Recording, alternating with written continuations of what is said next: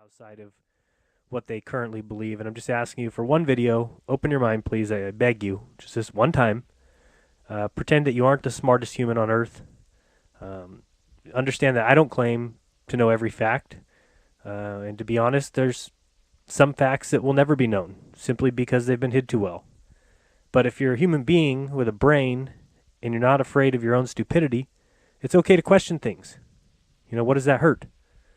One of my subscribers wrote one of the best comments I've seen the other day, so I have to share it because it's what being a human means. And he said, in the past 7 days, I have gone from knowing the earth was round to really believing the earth could be flat. And I thought that was a great admission. So all I ask you guys is to listen, be open to what I'm saying, and then question me, debunk me, prove me wrong. You know, disagree with me. Because guess what, ladies and gentlemen? That's science.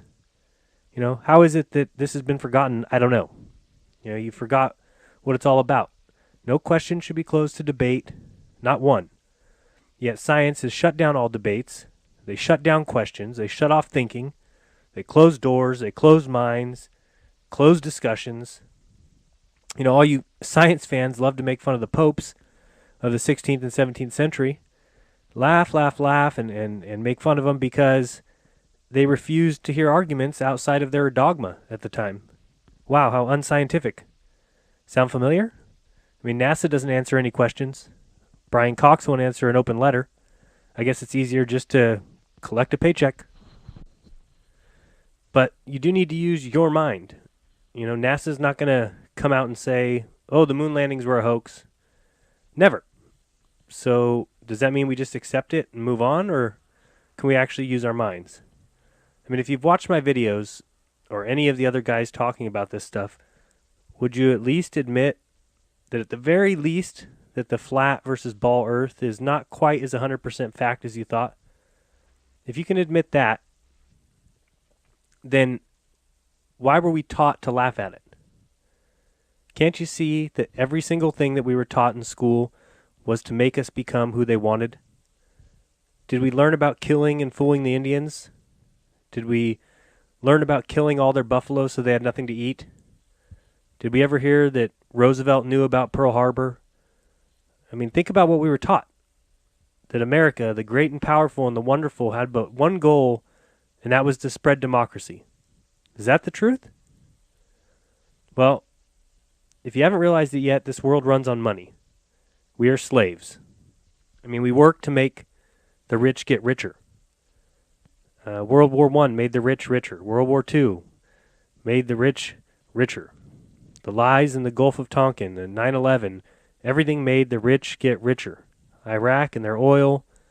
I mean, who is the greatest inventor of the 20th century? I mean, that alone should just tell you so much. You know, who weren't we taught? We weren't taught about Tesla at all. You know, the inventor of alternating current. the one who developed and used fluorescent light bulbs 40 years before they were invented, the inventor of X-rays, the inventor of the radio, the inventor of the electric motor. How about the inventor of robotics? How about the inventor of laser? How about the inventor of wireless communication? I mean, take a look at his hundreds of patents, and all of it is suppressed by big industry and even our so-called institutions of higher education. So please forgive me if I don't just bow down to the scientific community, to the intellectual community. Hi, and welcome. I've been investigating flat earth theory now for the past 6 months.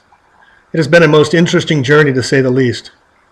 I've watched how many with open minds and hearts have become open to the possibility, or in my own humble opinion, likelihood, that we have just uncovered the greatest lie ever perpetrated on the entire student body of Mother Earth for the past 500 years.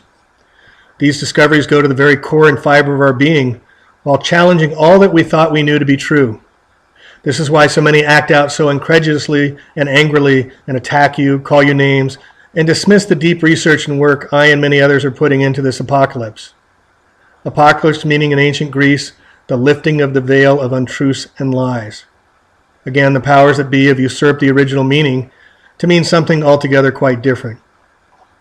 It is said that in wartime that you will know you're getting very close to the target when flak from below intensifies.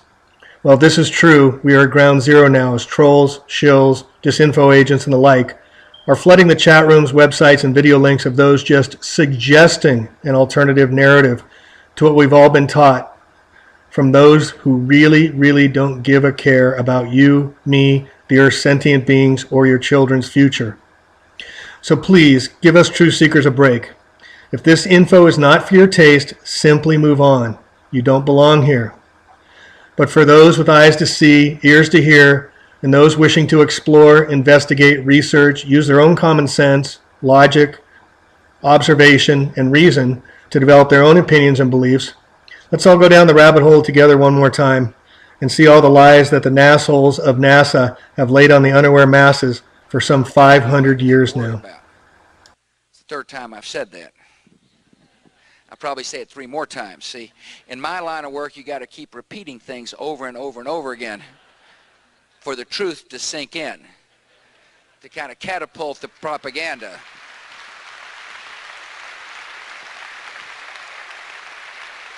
I'll probably say it 3 more times. See, in my line of work, you got to keep repeating things over and over and over again for the truth to sink in, to kind of catapult the propaganda. To kind of catapult the propaganda.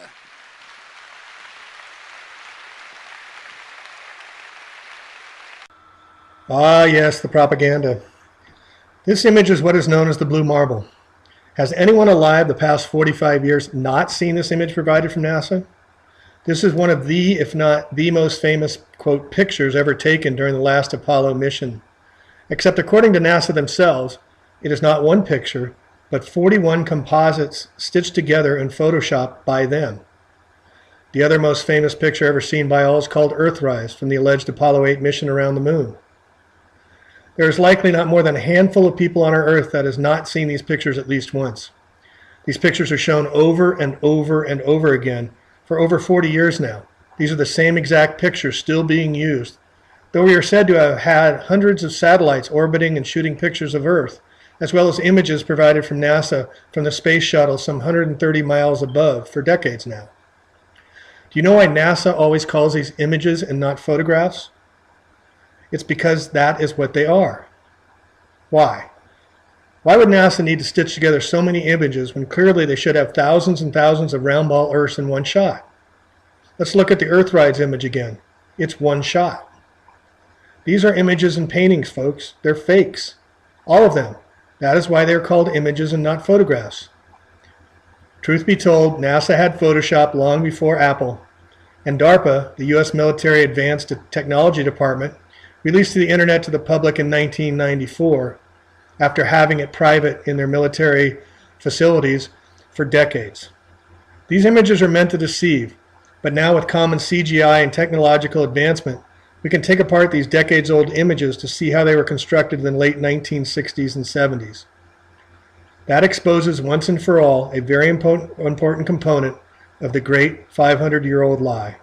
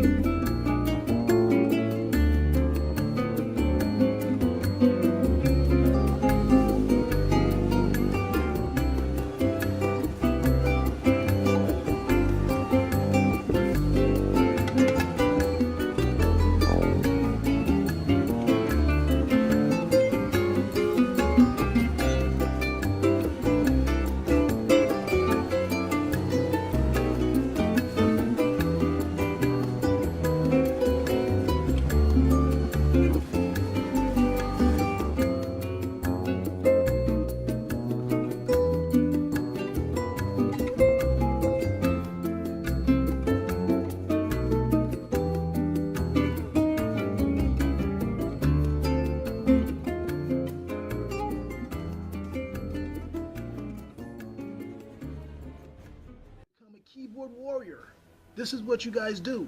But I've been doing the research. You guys have been telling me that there is a Hubble Space Telescope taking pictures of stars. You've been telling me that astronauts are in the International Space Station. This is what you guys have been saying. Don't tell me you haven't been telling me this. Let's go into this thing here now. Now let's go into the layers of the atmosphere. We have the troposphere, stratosphere, mesosphere, thermosphere, and the exosphere. Now the satellites are supposed to be in the thermosphere. Thermo is dealing with heat. Now, how hot are we talking? Okay, well, according to Wiki Answers, the temperature goes from 600 degrees Celsius to 2,000 degrees Celsius. I don't know if you know how hot that is, but that's as hot as a blast furnace. We're supposed to believe that they have these machines in the thermosphere where the temperature goes up to 2,000 degrees Celsius. This is, think of it, the satellites will become balls of flame. It will become a comet. They're moving at 17,000 miles an hour. And you have supposedly 26,000 satellites in space. This is what they said. But yet and still, they're telling us that we have things looking like this. Look at this. Does this look hot to you? This is gold, and come on, guys. This is ridiculous. Anywho, this is how satellites would actually look at the temperature that they're telling us the thermosphere is. They're telling us that thermosphere is from 600 degrees Celsius to 2,000 degrees Celsius. This is how it would look. This is how the Hubble telescope would look at 1,200 degrees Celsius. This is how it would look. This is how it would look from 500 to 1,000 degrees Celsius. Guys, this doesn't make any sense. This is a fantasy. Here you are telling me that you got satellites taking pictures. Just please send me footage of a satellite. Now here we have a blast furnace. As you can see, a blast furnace, the temperature is from 2,000 to 2,300 degrees Celsius. With a blast furnace, you create iron from putting ore into it, and then you blast it with air. This is how this is how the satellites would look if they were really in space, but they're not, because they're fake. They don't exist. The only source that you think is credible, and this is what they're going to tell you. Now, when it comes to the thermosphere, this is what they say. The highly diluted gas in this layer can reach 2,500 degrees Celsius during the day. Even though the temperature is so high, one would not feel warm in the thermosphere because it is so near vacuum that there is not enough contact with the few atoms of gas to transfer heat.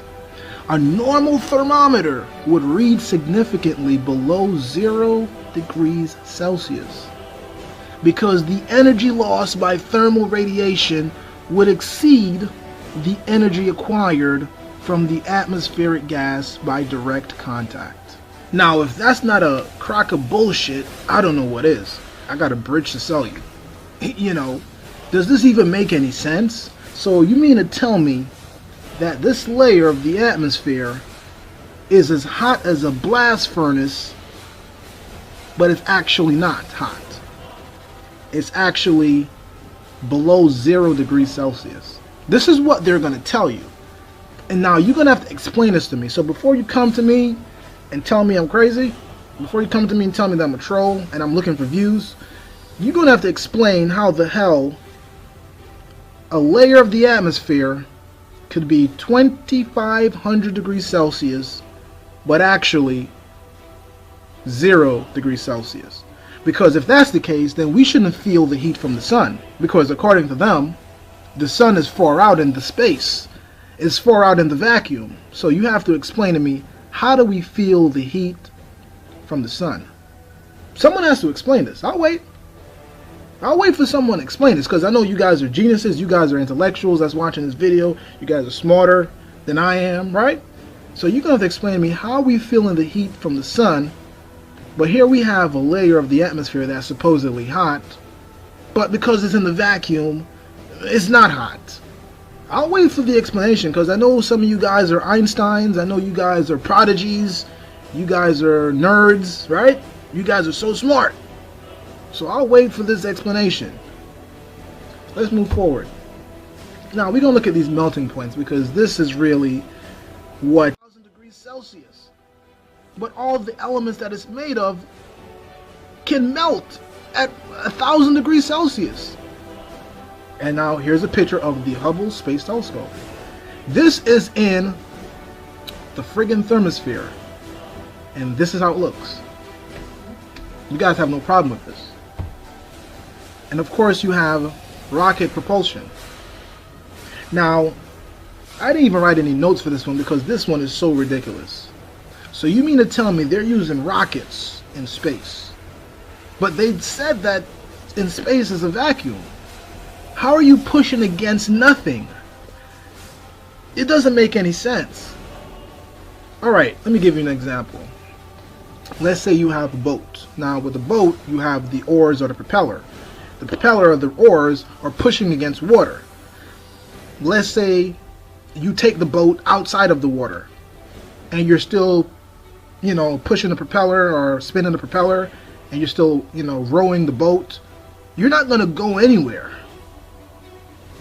That's the same principle for rockets. In the Earth's atmosphere, you have an atmosphere to push against. So when you blast a rocket, you'll go forward. But when you're in space, according to them, they say it's a vacuum. So how the hell are we seeing satellites with this? How are we seeing satellites with this bullshit?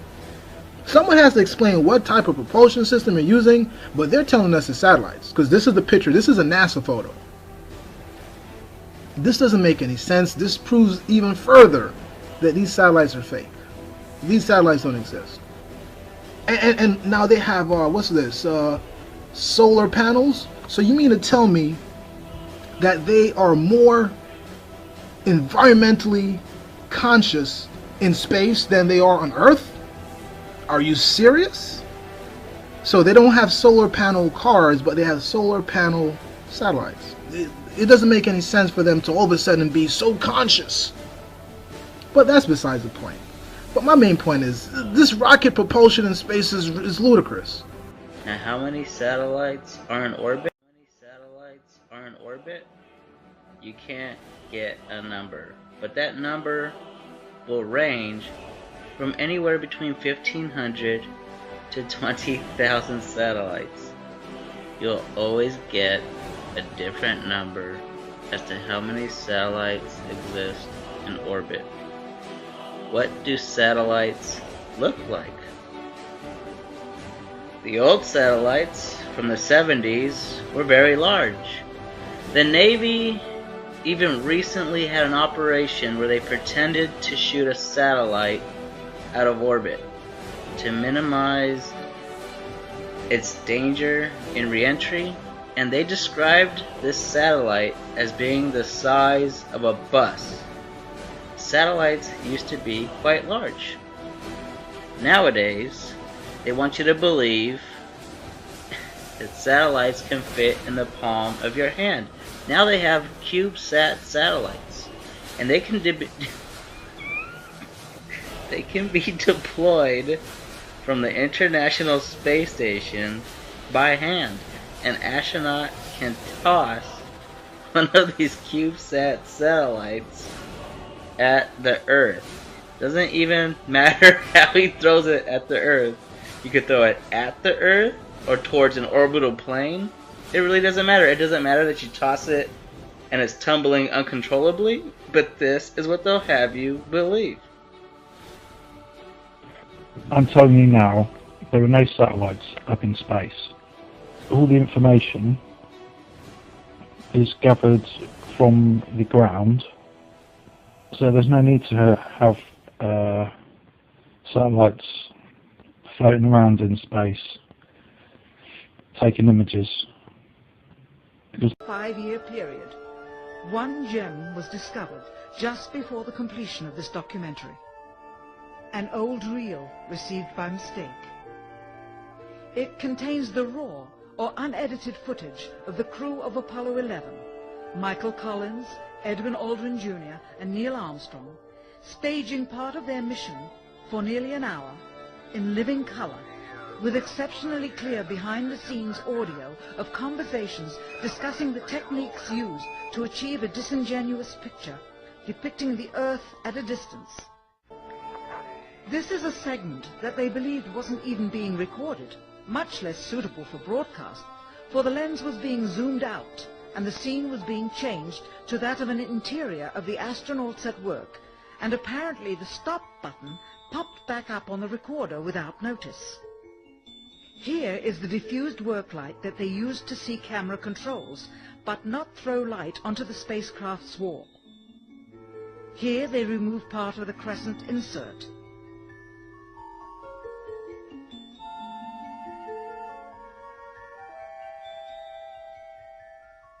Finally, the iris is opened up to see the real location of the camera and the very bright and near Earth out the window. So, the official story by NASA has been that there are thousands and thousands of satellites orbiting in space from 130 miles to over 300 miles above us, bolting around at speeds we cannot even comprehend of some 17,000 miles per hour, where heat temperatures are in the thousands of degrees, where space is in a near vacuum with little nothing to push off against to propel the spacecraft. Really? Basic physics says movement equals force applied against resistance. And what about all the space junk and debris? According to Wiki, there are more than 500,000 pieces of space debris orbiting Earth, traveling at speeds of up to 175,000 miles per hour. Even a very small piece of space debris traveling at these velocities would significantly damage a spacecraft or a satellite, not to mention kill a spacewalker.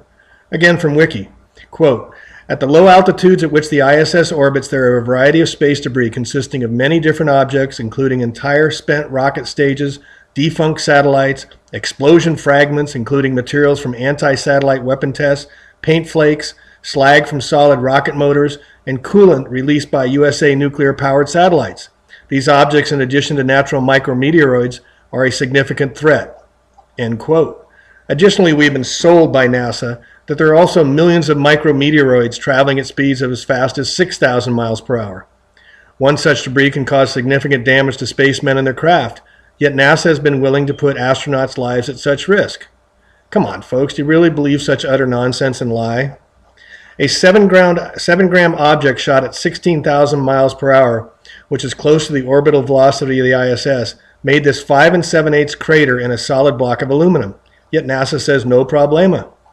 So what is NASA's solution to space debris and micrometeoroids? Well, in the 1940s, Fred Whipple proposed a meteoroid shield for the spacecraft called the Whipple Shield in recognition of his contribution. Again from Wiki, quote, "The Whipple shield consists of a thin aluminum, quote, sacrificial wall mounted at a distance from a rear wall. The function of the first sheet or, quote, bumper is to break up the projectile into a cloud of material containing both projectile and bumper debris. This cloud expands while moving across the standoff, resulting in the impactor momentum being distributed over a wide area of the rear wall. The back sheet must be thick enough to withstand the blast loading from the debris cloud and any solid fragments that remained," end quote. According to NASA, there have been 187 spacewalks from the ISS ship alone. There's no evidence of Whipple shields being installed on any spacewalk astronauts. So let's go back in time to Hollywood Productions, National Official Photos. Let's go to the moon and official NASA image archives from 40 years back, which NASA has provided thousands and thousands of alleged photographs from the moon landings. Here is the LEM, or Lunar Excursion Module, that allegedly landed on the moon 6 times carrying 2 astronauts. The base was used as a launch pad to redock up with the orbiting command module traveling at some 3,000 miles per hour. First look at this construction. My 10-year-old son could do a better design in his art class. How did this even fly? Yet NASA says the LEM landed on the moon. Come on, folks. Art paper, gold foil, and tape, it looks like to me. Here we see a perfectly lit photograph image of Buzz Aldrin leaving the LEM. The lighting is perfect, though there is no atmosphere and the intense sun is on the other side of the craft. But NASA needed its picture, so Photoshop they did. Here Buzz Aldrin is touching down into the gray lunar surface where temperatures range from 240 degrees minus in the shade, we are told, and some plus 225 degrees in the sunlight. Forget about all the gadgets and moon buggy working perfectly in such heat. Think about how hot the LEM became after the astronauts were on the moon's surface for hours at a time. Did it have air conditioning? Did it bring its own water? It makes no sense at even the most basic of logic or reason. But wait, what is this? There was a midget astronaut on the moon? Didn't you know? Again, official NASA photo. Shopped. There are thousands and thousands of these pictures from the Apollo missions, and when even curiously examined, they do not hold up to scrutiny. Now back to the LEM. How did this flying trash can even fly? Forget about being in a vacuum in space.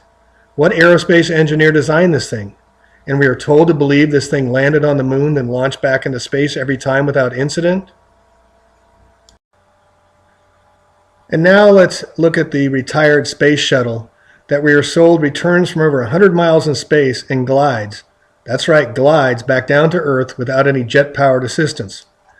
The story goes that from a speed of 17,500 miles per hour and 130 miles in space, it descends and executes a series of bank maneuvers that slow the craft down to where it lands by gliding at some 240 miles per hour. Here is a glider. Look at its wingspan. The space shuttle weighs in upon return to Earth at over 150,000 pounds empty, with wings half the size of a 747, which is jet-powered. Look at its wings. Heck, Buzz Lightyear had a bigger wingspan than this flying AMC Pacer, yet NASA says it glides. So it glides, and there has never been any problems on landings. Wow. Let's move on. If gravity is said to dissipate at some 130 miles from Earth so that man can walk in space, then how the heck does the moon with 1/6 the gravitational pull and 1/4 the size of the Earth make our oceans go up and down twice a day, as well as reshape the Earth obliquely from some 238,000 miles away? The following is from Google Photoshop Earth. Why does Google nor any of NASA's satellites ever show us the view from space from the poles, showing the Earth allegedly rotating at 1,000 miles per hour like basic astronomy tells us it does? I found this on YouTube from a gentleman named Dave Snyder, who has been following Google Earth for 3 years of the pictures of the poles. He states that it's been 10 days since they updated this shot of the North Pole, and it never changes. Why? He says that on Google Earth, the North Pole is like this all the time. You can see a lot of weather around the outside of the North Pole, yet the shot of the pole is blocked out. Why? Here we see the Antarctic. It always looks like this, he says. Look at it. Does this look real to you? Why is there no weather? Why is the photo so undefined? Again, images, not pictures, my friends. They don't believe in evolution. And my response generally is, so why not? Really, why not? You guys believe 20 billion years ago there was a big bang where nothing exploded and produced everything. 4.6 billion years ago the Earth cooled down, made a hard rocky crust. It rained on the rocks for millions of years, turned them into soup, and the soup came alive 3 billion years ago. Found somebody to marry, and something to eat, of course, and slowly evolved into everything we see today. There are some lies in our science books. Taught it for 15 years. Even though I'm not teaching it anymore, I still like to study. It's so many neat things to learn. We're going to cover some of that tonight. I'm not against science, I'm not against schools, I'm not against teachers, because most of them don't know what they believe. You have to tell them. They teach the kids it all started with a big bang 20 billion years ago. What exploded? This is what the textbooks teach. Before the Big Bang, there was nothing, literally nothing, an infinitesimal nugget of space. And then something happened, triggering the most colossal explosion in history. Yes, boys and girls, you see, nothing exploded, and here we are. So I asked this professor if I could ask him some questions about the Big Bang. I said, where did all this matter come from? He said, well, we don't know that for sure. I said, well, sir, would you please tell me where the laws came from? The universe is run by laws, gravity, centrifugal force, inertia. Who gave the laws? He said, we don't know that either. I said, sir, could you tell me where the energy came from? You know, it takes energy to make a Big Bang. Who bought the gas to run this machine anyway? He said, we don't know that either. I said, sir, could I ask you another question? He said, sure. What else would you like to know? Else? What do you mean else? You haven't told me nothing yet. Universe. Don't worry, I'll make it quick. Now, the Earth spins at the equator at about 1,000 miles per hour around its axis, and this axis has a tilt of exactly 24.5 degrees. And that's where we get seasons. And as we spin, we also orbit the Sun at 66,000 miles per hour, and the Sun is located 93 million miles from Earth. And that Sun is just an average star out of the hundreds of billions in our galaxy alone. And the orbit of the Sun means we travel 584 million miles in 1 year, while the Sun also orbits the Milky Way galaxy at about 500,000 miles per hour, meaning it travels 4.4 billion miles in that same year, while the Milky Way galaxy is traveling at 1.34 million miles per hour, meaning it traveled 11.8 billion miles in that same year. Now, after all that, we never feel a thing. Add to that, the North Star Polaris doesn't change its location from our point of view. You may call it science, I call it a belief. In other words, I call it bullshit. Now, congratulations are in order to the Masons on fooling the world for 400 years with your pathetic satanic worship.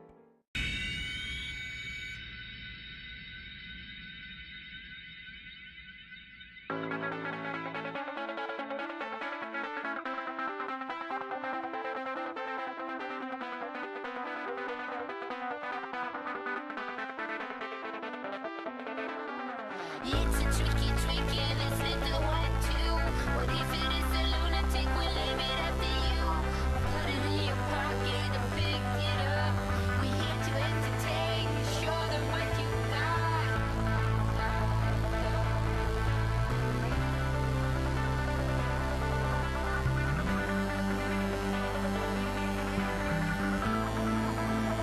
Maybe it's in the cupola. Hey, Ronnie, you taking pictures? No. No, it's not in the cupola.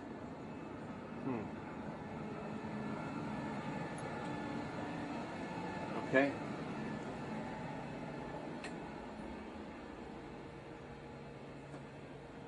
Hey, Ron? Ronnie? No, not in the PMM. Okay. Well, maybe down here. Maybe he's in his hooch. In his crew quarters.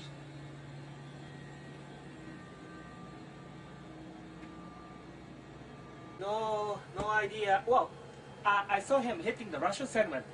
Going to the Russian segment. Okay. Okay. I'll look down there. Thank you very much. You're welcome. Okay. I wonder why he's down there.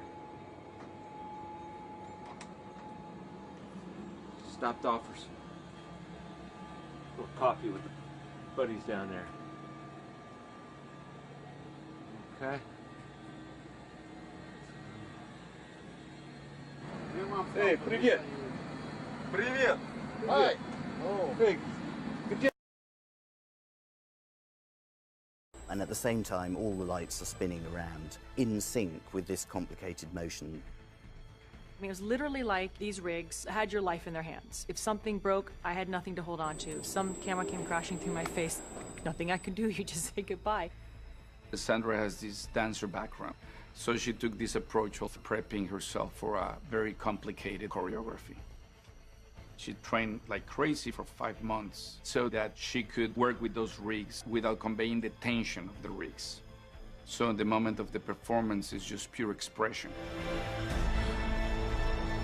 Whether it was the cage or whatever rigging system they had, you just embraced the pain because these were all unique creations of brilliant people who had to think of something that doesn't exist in order to make a movie Alfonso was told couldn't be done.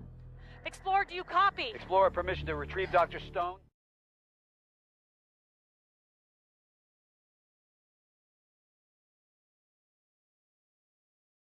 My feeling, Charlie, is that it's not that pseudoscience and superstition and New Age so-called beliefs and fundamentalist zealotry are something new. They've been with us for as long as we've been human. But we live in an age based on science and technology with formidable technological powers. Science and technology are propelling us forward at accelerating rates. That's right. And if we don't understand it, by we I mean the general public, if it's something that oh, I'm not good at that, I don't know anything about it, then who is making all the decisions about science and technology that are going to determine what kind of future our children live in?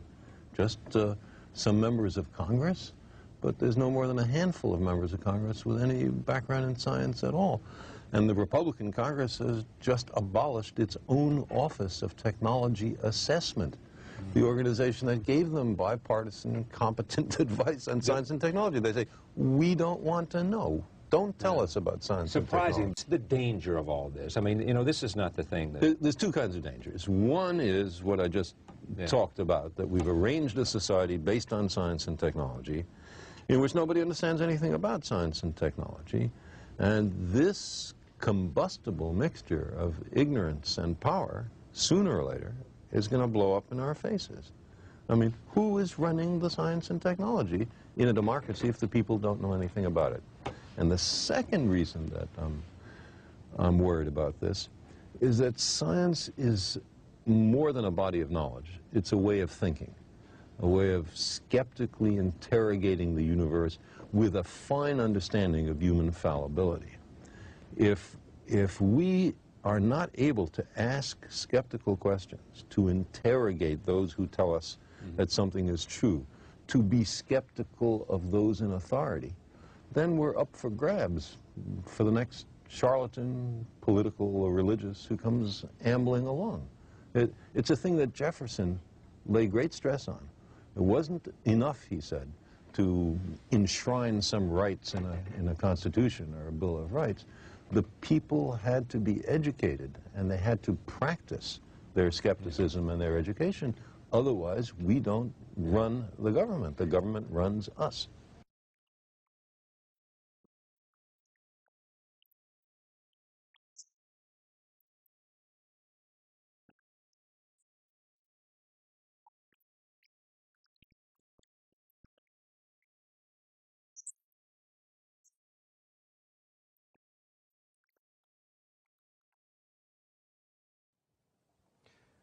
If you don't believe it, they're happy to tell you that themselves. One of the most powerful secret societies in the world, not the only one, but one of the most powerful one, was called the Bavarian Illuminati. Please excuse me if you're familiar with some of this material, but I'm assuming that people here tonight are for the first time. Welcome. You came here for truth, you're going to get it. Well, one of the most powerful secret societies in the world was called the Bavarian Illuminati. It was founded by a German called Adam Weishaupt, but the mantle later passed to the famous Italian revolutionary Giuseppe Mazzini. Let's read his own words about his order, these secret societies. He says, "We form an association of brothers in all points of the globe, yet there is one unseen that can hardly be felt. Yet it weighs on us. Whence comes it? Where is it? No one knows, or at least no one tells. This association is secret even to us, the veterans of the secret societies." The head of the Illuminati is telling you there's something above us. 1700s. Well, let's come up a little bit more to date. American history, Walter Rathenau, German General Electric, a man who had a lot of say in American politics. 300 men, he says, all of whom know one another, direct the economic destiny of Europe and choose their successors from among themselves. Joseph Kennedy, and he should know, said that 50 men have run America, and that's a high figure. Benjamin Disraeli, the first Jewish Prime Minister of England, who spent his life uncovering the network of subversive organizations, said the world is run by very different personages from what is imagined by those who are not behind the scenes. And your own Supreme Court Justice Felix Frankfurter, he said that the real rulers in Washington are invisible and exercise power from behind the scenes. Senator Inouye says that there exists a shadowy government with its own air force, its own navy, its own fundraising mechanism, and the ability to pursue its own ideals of the national interest, free from all checks and balances, and free from the law itself. Hell, they created the law. You think they're bound by it? Think again. You're bound by it. They'll kick your door in. But you can't even stop them from the atrocities they're perpetrating on the world. Not yet, anyway. And as a general rule of thumb, to those who have studied this and are also beginning their study in this, let's just realize when it comes to these power hierarchies at the top of the pyramid that I'm talking about, as a general rule of thumb, it's not 100% true, but it's about 90% true. If you happen to see the rulers, the controllers, the kings, the princes, the dukes in the media, that means in magazines and newspapers and in encyclopedias and so forth and history books and on TV, chances are they are not the architects of the programs and the policies that they are instigating. They are just what I refer to as the people's champions. They are just what I refer to in the book as overworld figures. With very few exceptions, they are not the architects of doom.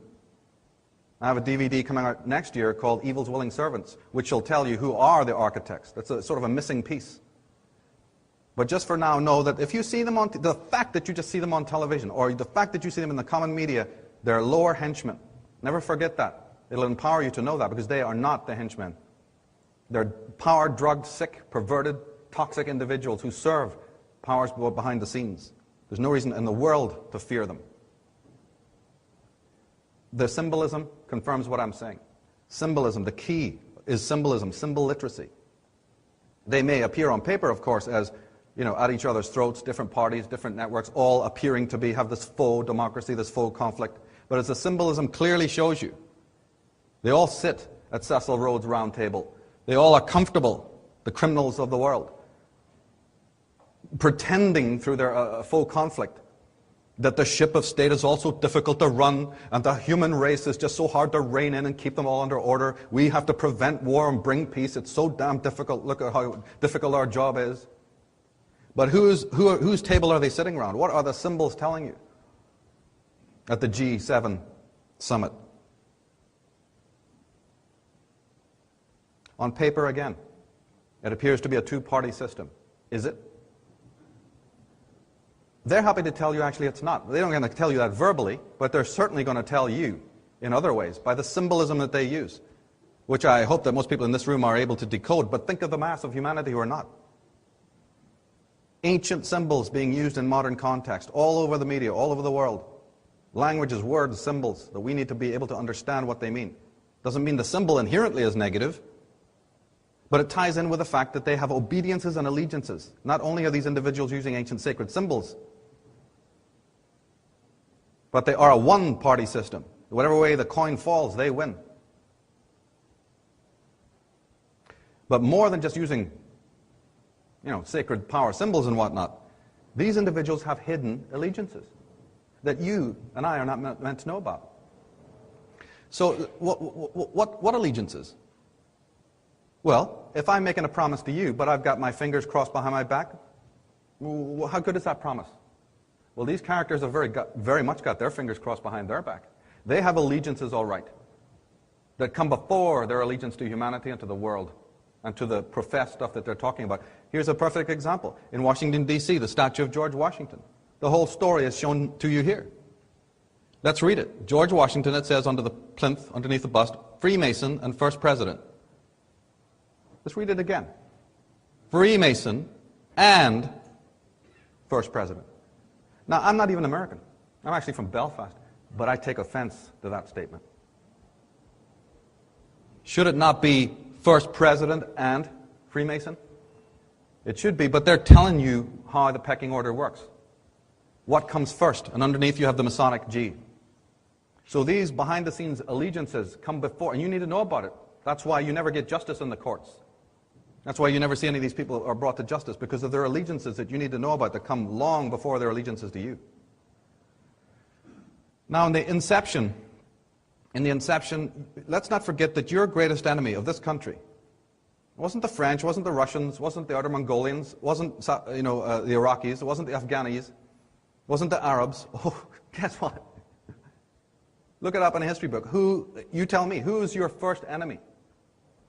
England, Britain. Now, the British royals were not worried that force of arms had not secured America for them, right? Because basically they got their ass whipped 200 years ago.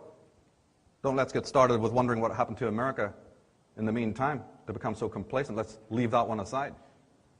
But armed force, they realized, was only one of many insidious strategies that the royals and their henchmen have used to undermine any rival. The Fabians were sent in as agents in the following years to do their work. Okay, they got plenty of other strategies. So President McKinley, Henry Ford, Howard Hughes, Charles Lindbergh Sr., Senator Joe McCarthy, and anyone else who knew what was happening were either politically or even physically assassinated. Now, who are these Fabians? They're a wing of the secret societies, and they believe in what's called the war of attrition. You should write that down, the war of attrition. It's very important. The Fabian Society, founded in 1883, played a catalytic role, preaching the inevitability of gradualness. in the movement towards a socialist society. Socialist is a secret society term, by the way, not a political term. We'll come to that later. Taking their name from the Roman warrior Fabius, who learned to wait patiently before striking a fatal blow against Hannibal. Hannibal is charging over mountains. Hannibal is plowing through jungles. He's hauling elephants across Asia Minor. He's busy crossing lakes. Well, Fabius is sitting whittling on a piece of wood, waiting patiently. Right? The spider in the web. Originally, before and during the American War of Independence, relations were good, very good, with many other powerful nations, like Russia, like France and Germany. People looked to America with respect and admiration. But the Vatican and the British had a great deal to lose if the world's other nations and governments began to base their political systems, you see, on the original American model, which was scintillating. The whole eyes of the world was watching. The Tsar was sending you ships in the War of Independence. Relations were good. Instead of a Cold War, which you had to endure, your forefathers had to endure lasting generations, what would have happened if the admiring Tsar of Russia had modeled his rule, right? He was getting ready to do it, by the way, before the Bolsheviks moved in. But what would have happened if he had totally based his rule on the American system? And what would have happened, may I ask, to Vatican-controlled South America had North America remained sovereign and solvent up here, right? All that mind control down there under the name of religion. What do you think would have happened down there to that country had America been a shining example? You think that the British and that the Vatican could, tolerate that? The American Democratic Party originally was called the Democratic Society. It's actually an offshoot of the Jacobin Club, or the Jacobin Society, which is nothing more than the Illuminati that we've been talking about. The Illuminati's main tentacle operating in the political domain is known in England as the Fabian Society. Their socialist, so-called progressive, but it's really a pseudo-progressive ideology, is disseminated by the Democratic parties and their other left-wing interests. On your dollar bill, you have the Illuminati symbol of the pyramid. The Illuminati was founded, as I said a little earlier, by Adam Weishaupt. But when he passed on, the mantle moved to Giuseppe Mazzini, and finally moved to the man on the right, Albert Pike. Every single human being in America should know the name Albert Pike, and very few do. We're talking, you think that the George Bushes and the Clintons and the Roosevelts, and you don't know about Albert Pike? These are the hidden ones that shape the world events. But we almost know nothing about them. Albert Pike is a seminal figure in the creation of the Ku Klux Klan, by the way. George Washington said that, "I have heard much of the nefarious and dangerous plan of the Illuminati." Now, your neighbor won't believe you. He'll call you a crank. But, the fact is that even George Washington was all knowing about it. It was not my intention, he says, to, doubt that the doctrines of the Illuminati and the principles of Jacobinism had not spread in the United States. On the contrary, no one is more truly satisfied of this fact than I am. Joseph Willard, the president of Harvard University, spoken at the time of his retirement, he says, "There is sufficient evidence that a number of societies of the Illuminati have established in this land. They are doubtless striving to secretly undermine all our ancient institutions, civil and sacred. We live in an alarming period. The enemies of all order are seeking our ruin. Should infidelity generally prevail, our independence would fall, of course. Our republican government would be annihilated." Now, just like I was explaining about the Theosophy, the mystical organization that was infiltrated by this Lucifer Trust, so Freemasonry, which once was a great archive of knowledge, a mystical doctrine, coming out of the ancient world, preserving many metaphysical secrets about the human body and about our relationship with the Creator. That was also infiltrated. Well, why not? If I was them, I'd probably want to do it. There it is, ready and waiting. All set up. So this group of the Illuminati were able to infiltrate that as well. We'll read that in a minute. But the thing is that it alarmed not only George Washington, but the head of World Freemasonry, Grand Orient Freemasonry at the time, was the Duke of Brunswick in the 1700s. And he actually stood up publicly and asked for the worldwide disbandment of Freemasonry because he understood that it was being infiltrated in this way. We're going to read a caption together from the Duke of Brunswick. And I want you to pay particular attention not only to what he's saying, but the way that he is saying it. Because that is an incredible modern appeal. He says, "I have been convinced that we, as an order, have come under the power of some very evil occult order, profoundly versed in science, both occult and otherwise, though not infallible, their methods being black magic. That is to say, electromagnetic power, hypnotism and powerful suggestion.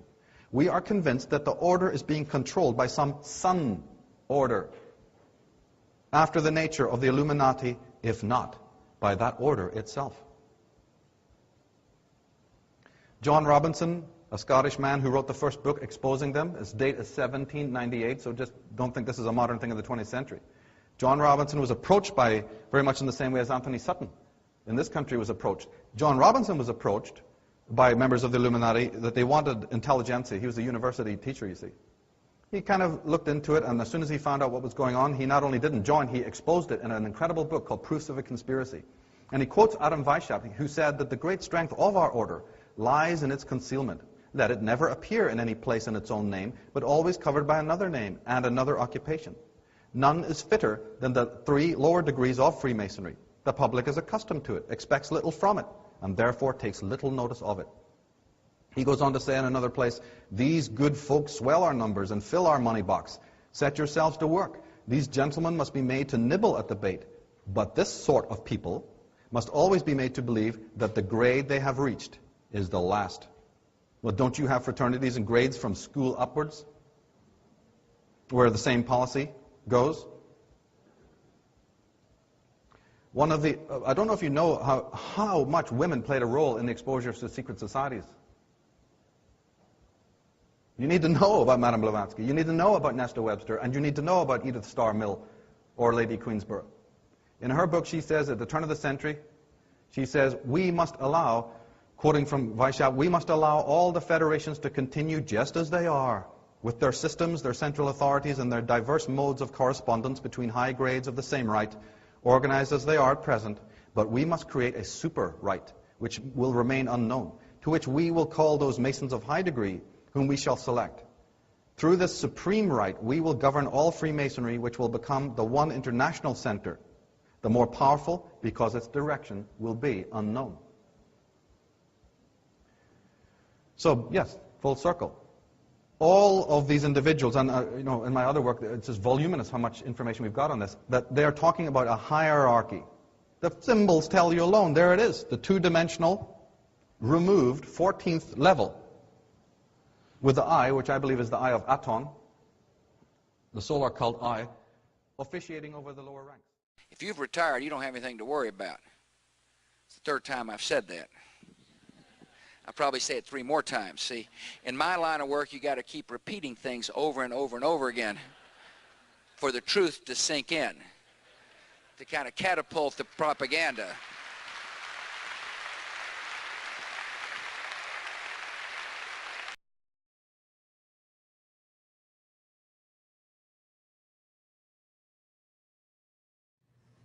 We must declare war on war, so the outcome will be peace upon peace. We must declare war on war, so the outcome will be peace upon peace. I think that allowing for the book being, after all, a parody, something like 1984 could actually happen. This is the direction the world is going in at the present time. We must declare war on war, so the outcome will be peace upon peace. If you want a picture of the future, imagine a boot stamping on a human face forever.